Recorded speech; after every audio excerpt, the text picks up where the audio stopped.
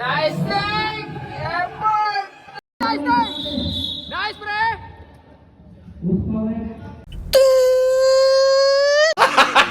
Good day mga ka-fast break at lahat ng ating mga idol. Magbabalik nga pala tayo dito sa Phase 5 Y Basketball Club. Ngayon na nga lang pala uli nakapitek si Jordan Clarkson at na-champuan nga natin ang Team Jose at ang Team Shotoku. Matinding laban to mga ka-fast break. Ano pang inaantay natin mga idol? Eto na, sisimulan na natin. Paraan ito mira ng dos, swak na swak. At paring Dominic nakakuha ng foul at sa free throw lane nga siya at pumasok ang unang free throw at ang ikalawa, grabe, sure ball na. Pero agad babawian niya ni Idol Prela. Ang ganda ng hinto, sabay tira, jump shot, basto si paring Dominic doon. Idol Marcos may hawak ng bola, pinasa kay Idol Piñaflor, mabitaw-bitawan ng bola pero nakita si Idol Parane, same spot, same result. Para sa naka-orangge, aatake, Idol Nino, binuwag ang depensa, Barantes good. Dominic Corocoto gustong bumawi, aatake, Promeno sabay stop and pump, sabay lingon sa ring, basket, sabay takbong humble lang. Pero Idol Pato naman may hawak ng bola, Phase 5 Y step, nakalusot sa dalawa, very good dyan. At nagtatangkang susubukan pang umisa pero hindi pwede yan kay Idol Flores, not my house. Badilla na libre sa mid-range, inangat kaagad dyan at sapul na sapul yan. At tumatakbo na ang mga nakadilaw pero naka-advantage niya si Idol Mark Cruz, easy layup yan, wakali. Back to back pa nga yan ni Idol Guruta ng isang tail drops, mga veterans ng bagong silang yan. Pero hindi pa payag ng ganun-ganun lang si Idol Rodsin doon, ginamit ang height, effortless. Pero napakagandang teamwork play ang gagawin ng mga nakadilaw, 4-man touching the ball at isang reverse na nakatiklop ang dalawang paa, basket counted na may kasamang foul at complete 3 points nga yan. At sinundan niya pa nga yan ng napaka-agresibong galaw, sabay kinuha niya ang depensa at pinasa sa kakampi, napakatindi naman yun. At na-shot yan para kay Manong. Para sa akin plus 10 yun. At isang buzzer beater para kay Idol Mark Cruz, ang ganda ng bitaw sa jump shot kaya napasayaw siya ron at sasabayan nga rin siya ng step ni Idol Piñaflor doon pero hindi magpapatalo si parin Dominic doon, isang malupit na kembot nga.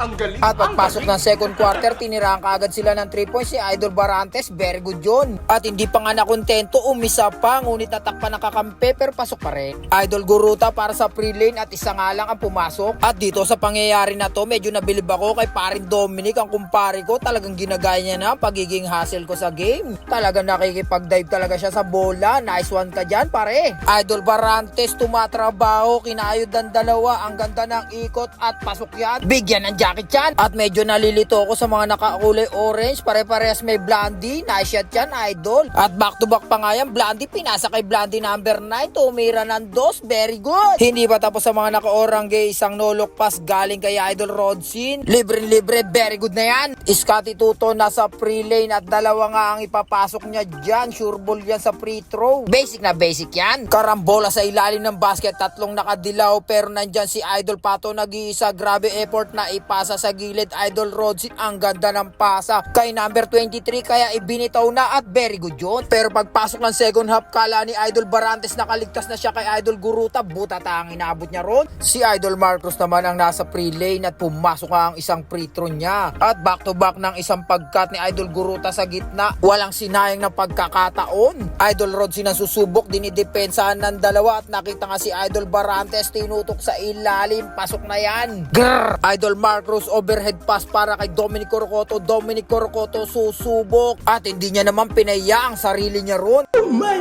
God!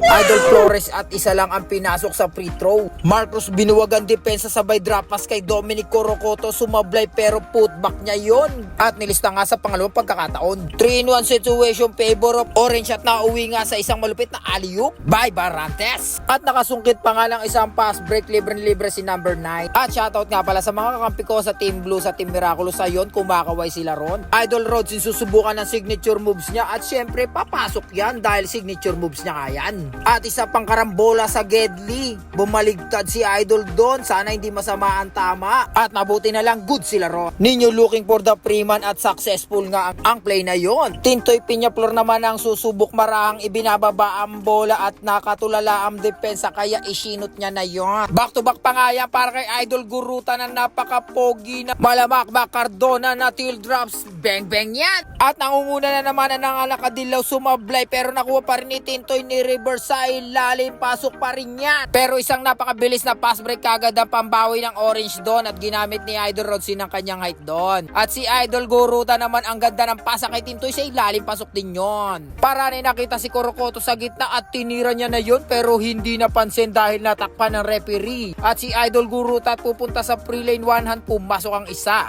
Idol Pato jump shot, tumira ng dos, very good. Mark Cruz Oltevero step, sinamahan ng konting balikat, very good yan. Idol Rodsin naman na magpapakita ng kanyang skill, ang ganda ng ikot, iwan si Idol Flores, sabay jump shot, pasok yun. At samahan mo pa ng agresibo na si Nino, binubuwag ang depensa ni Guruta at itinutok at ipinasok. Mark Cruz pass to Flores, Flores pass to Piñaflor, Tintoy reverse, what a play. 3-man connected. At samahan mo pa ng pagpunta ni Idol Flores sa free lane at dalawa nga ang ipapasok niya dyan. At patuloy pa nga nakukuha ng color yellow ang kanilang momentum. At si Idol Guruta atake na naman at nairekta niya na naman sa puntos yan. Pero kahit papano nakabawi si Idol Rodsin doon, nakakita nakakampi sa ilalim. Additional 2 points. Pero patuloy na ng mamama sa loob ng court si Idol Guruta. Pinapakita lang ang edad sa kanyang mga kalaro.